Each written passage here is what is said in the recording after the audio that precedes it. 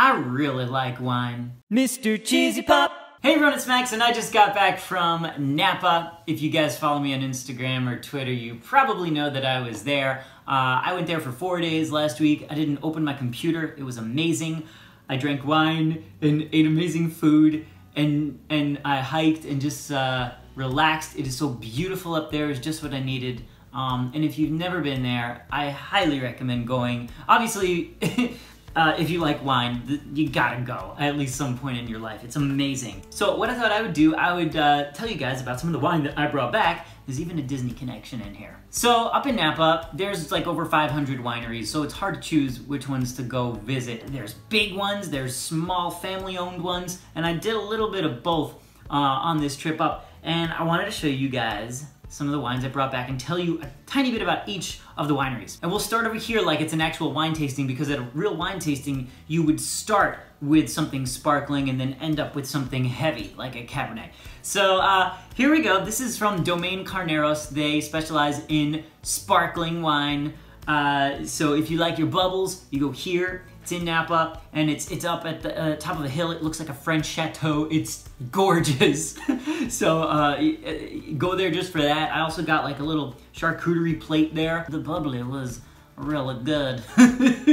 Cheesy Pop approved. This one is from Robert Mondavi. If you are going to wine country for the first time, they have an amazing tour at Mondavi. Take that tour. You will learn so much. This one is Fumet Blanc. It's a white wine. As you could probably tell here, I like reds a lot, but this is an actually incredible white, so highly recommended. This one is from a smaller vineyard called Frog's Leap, and this experience was actually so lovely. Like, it was so nice. So at Frog's Leap, their vineyard is basically like a farm, and for your tasting, you sit out. They have an option for a tasting where you sit on their porch of their like farmhouse, and they bring you all the tastings, and then you can stroll in the gardens with your wine, and they've got a dog roaming around and chickens, and it's just it was so peaceful and beautiful, and I loved it. I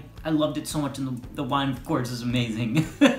Amazing. Next here is Artesa. Now Artesa, besides the wine being amazing, their winery is like in a mountain, and then their view is incredible. You get one of the best views of the Napa Valley region up there, and also they've got a nice little courtyard where you can sit, have your wine, have more meats and cheese, charcuterie. It's great. A really popular and busy one. Next, this is so different. This is Dar Yoosh Winery.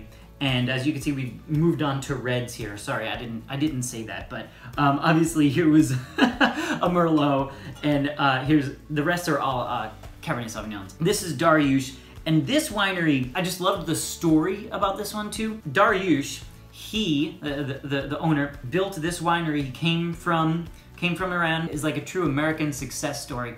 And he built this winery, and it's got this Persian architecture. It's beautiful. It's stunning. Stunning, and the wine just some of the best I've ever tasted, so amazing, highly recommended. This is from Franciscan, just right along the strip in Napa. Dog friendly. Lucky was there, Lucky enjoyed. And this is an incredible Cabernet. I mean, like, it's unbelievable. Seriously. Next we have Hall Winery. Speaking of like just beautiful, I'm telling you, wineries are some of the most beautiful places you could ever see, in Hall. Wow. You probably saw the picture of me with that giant Easter bunny in the background. That was at Hall. They have just a gorgeous property. These wines are exceptional. Like, just beyond exceptional. I'm telling you, when you come home from Napa, you're like, okay, well, I just have to have more of this. So that's why you bring home wine. And then finally here, I've got Silverado Vineyards, and Silverado is actually in the Disney family. It was owned by Diane Disney Miller. Silverado still has a Disney connection. It is not owned by Disney, but it's in the Disney family. And so of course that attracts me to it. The wine still has to be good, and this wine is so magical. It's so amazing. Like, seriously. And their view is incredible too. You're up top, You get to look out, you see so much of the valley. I'm telling you, gorgeous. I know I've said a lot of great things about all these places, and it's true. I really do feel that way. Every place I visited was just spectacular, and each have their own unique things that they bring to the table. And if you've never been wine tasting, well, if you have questions, I can certainly help you out with that. I've been to Napa a few times now. It's one of my favorite places in the world, and it has not only the best wine, but the best food. Napa has some of the best restaurants in the entire world. Makes sense. If there's good wine, you gotta have good food. So it was the best time. I had such a great time. I can't thank all of these wineries enough for their hospitality. Everyone is so friendly and helpful, answer your questions about the wine, take you on a little tour as you're tasting your wines. It's fantastic. I love it. I love it. I love it. Did I mention I love it? I do.